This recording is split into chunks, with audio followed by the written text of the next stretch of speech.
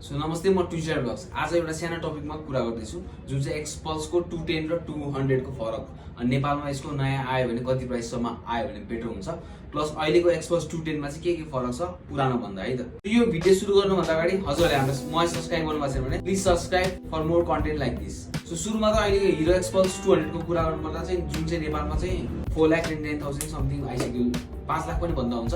So त्यो प्राइसमा आइरहेको छ भने वेयरएज अहिले एक्सपल्स 210 चाहिँ नेपाल आयो भने कति प्राइससम्म आउँदा बेटर हुन्छ र अहिले एक्सपल्स 210 मा चाहिँ के फरक छ भन्ने कुरा चाहिँ हामी गरौँ। सुरुमा त यसको बाइकको वेटको कुरा गर्नुपर्दा चाहिँ 8 केजी वेट बढेको छ बाइकको, तर वेट सँगसँगै अरू कुरा पनि बढेको छ, जुन चाहिँ तपाईँको पिएस को कुरा गर्नुहुन्छ भने लगभग 5.5 पिएस चाहिँ इन्क्रिज भएर आएको छ पावर, होइन।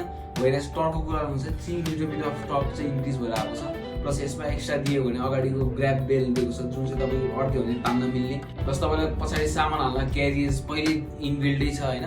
नयाँ लुक्समा फुल्ली न्यू फ्रेस लुक्समा दिइरहेको छ।